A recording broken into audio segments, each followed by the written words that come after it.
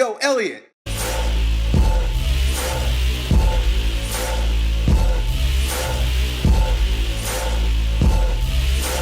So we got this question from our friend here who has tried his hand at bodybuilding, you know, going to the gym and working his body with machines and barbells and weights numerous times, and he quits. He says it's just too boring. But he discovered earlier, a few days ago, that when he chops wood, he says, for the first time in my life I started chopping wood. He needed to chop wood for whatever reason. He felt great, and now he's addicted to the activity of chopping fucking wood. That's strange, right? He just can't build up the motivation to go to the gym and do the things we love, right? Like bench presses and squats and bicep curls. He goes and chops wood, and he's like, I want to do this every day. And the thing is, his body felt real sore. He felt like he used it in a very functional fashion, and he's like, dude, I just want to do physical activity, not necessarily bodybuilding. Bodybuilding bores me, but I want to move and I want to grow stronger. Right? So it's not even that he's coming from this perspective of, I read a book about functional training and strength and it says that it's better than bodybuilding, or having something to sell, some idea to proliferate. It's his experience. I hate bodybuilding, but I feel like I should do it. Right? I want to use my body, but the gym is boring. But then when I go on to chop wood, I feel great. What do I do? So you've come to a good place, because I personally find that bodybuilding is boring, and again, it's not a judgment as to what is right and what is wrong. Very rarely do I say do this and don't do that. It's just a matter of my experience and you listening to your own experience and trusting your judgment on things. And if you're bored with bodybuilding, you probably shouldn't do it. It's probably a sign that this is just probably not the best thing for you. But it's interesting that you gain pleasure from chopping fucking wood. Years ago when I studied one of Paul Chek's courses, he describes two different types of people. And you're going to experience these types of people in your clientele when you train with people.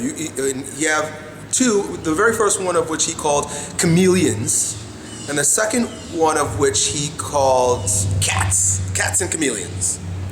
Chameleons are people who don't really need very complex exercises to be stimulated. Like they're actually they're apt to boring activities. They'll be happy doing bicep curls, bench presses forever, right?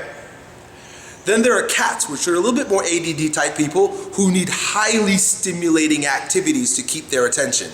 These people they've got, I guess, better attention to the detail of their particular boring activity. I bet you these people are also like accountants. I'm going to see my accountant tomorrow. He's going to be upset that I said this. But like you guys, you can adapt to boring, repetitive activities.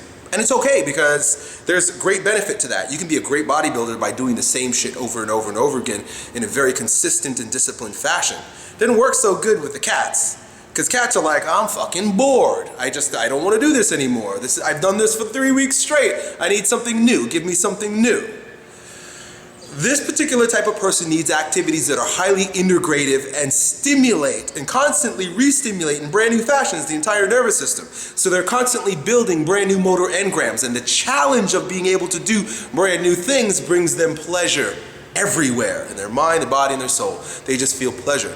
So it's not that the gym is a bad place. Look at my gym, dude. Look at what I do. Watch my training. Very rarely do you see me follow a bodybuilding type program for very long. That's why I do stuff like flipping tires and lifting stones and carrying kegs and pressing logs. Like, I do all these weird things because they bring me pleasure, because they require a high degree and a high intensity, a high complexity and a high intensity from my nervous system. They're highly complex movements and they're of high intensity. That's why I like doing them. That's why I like lifting heavier weights. That's why I like doing odd object training. So my friend, my invitation for you would be to look in your city. It's becoming more and more prevalent to have gyms that have functional exercise routines or even implements available to you to use. A lot of CrossFit gyms now have tires and stones and sandbags, and you see me do the ball with the rope, tornado ball, doing stuff like that. I mean, when you're a cat and somebody teaches you how to do shit like that, you're so excited. You got excited, you got a little taste of it from chopping the wood, but there are lots of different exercise modalities that are going to support you in developing and stimulating that higher nervous system calling that you have. Kettlebells are another good way. I've got these bat bells, club bells here. that I use sometimes. You'll see, you know, you've seen pictures of me like holding it and like doing weird shit. You've got to find fun strength training activities to engage in, and there are lots of them, my friend. Don't give up on the gym just yet. Don't give up on us just yet. Don't leave us to go chop wood and become a lumberjack.